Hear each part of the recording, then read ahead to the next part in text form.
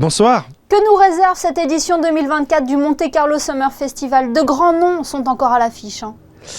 Il y a de grands noms, oui, effectivement. Comme d'habitude, on a essayé d'évoluer un petit peu dans cette nouvelle édition. Ça commence donc le 6 juillet avec la soirée Fatheads et un spectacle qui s'appelle Star 80 encore. On continue donc le 9 juillet avec Sam Smith, l'artiste anglais que l'on ne présente plus, qui est très en vue en ce moment.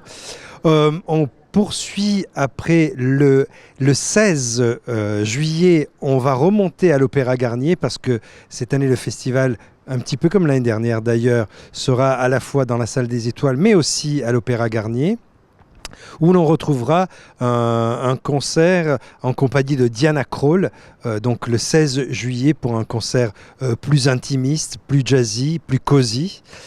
On redescendra par la suite le 19 juillet pour le célèbre gala de la Croix-Rouge dans la salle des Étoiles où l'on retrouvera le groupe Jamiroquai.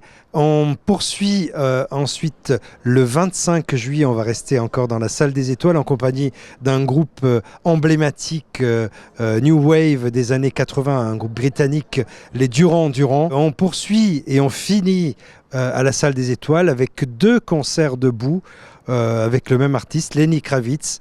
Lenny Kravitz qui revient avec une tournée mondiale extraordinaire pour deux concerts debout à la salle des Étoiles avec son nouveau spectacle et son nouvel album. Et avec ses hits incontournables, on ne présente plus le personnage. Il va au-delà de la musique, au-delà du rock.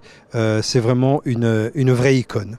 Oui, on l'entend, une programmation très riche. Comment on travaille justement sur une telle programmation? Comment on attire ces artistes à Monaco?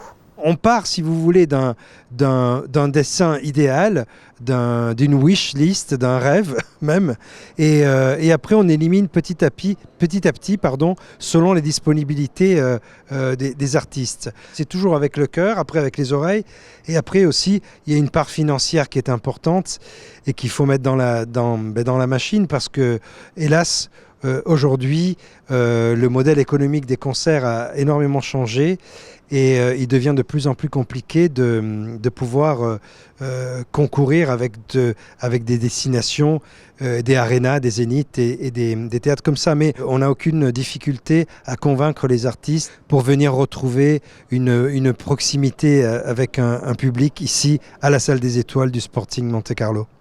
Vous parlez de vos prédécesseurs. L'ancien directeur artistique de la SBM, Jean-René Palacio, disait que la recette du succès de ce festival, c'était le mélange des genres et des générations. Est-ce que vous êtes d'accord avec ça ? Quand on monte ce line-up, cette programmation, il faut tenir compte de tout cela. On ne peut pas faire des tunnels musicaux dans lesquels on retrouve le même genre. Il faut vraiment se donner la possibilité de satisfaire un maximum de personnes et dans un laps de temps très restreint, essayer de les amener ou de les faire revenir et s'adapter petit à petit à ce public qui, lui, est en évolution, bien évidemment. Alfonso Ciulla, cette édition du Monte Carlo Summer Festival est la première sous votre direction. Quel est votre sentiment aujourd'hui ? C'était une salle, enfin 2 salles que je lorgnais, entre guillemets, parce que je me disais qu'est-ce que ça doit être bien de programmer là-bas. Et c'est une fierté d'abord. Après, une reconnaissance par rapport à tous mes prédécesseurs, un respect, comme je vous le disais tout à l'heure. Pour moi, c'est le nerf de la guerre, le respect. Lorsqu'on arrive quelque part et que, on n'a pas encore les repères, le bon début, c'est de respecter. En tout cas, c'est une bien belle programmation pour l'édition 2024 du Monte Carlo Summer Festival. Merci beaucoup, Alfonso Ciulla, d'avoir été notre invité ce soir. Merci à vous.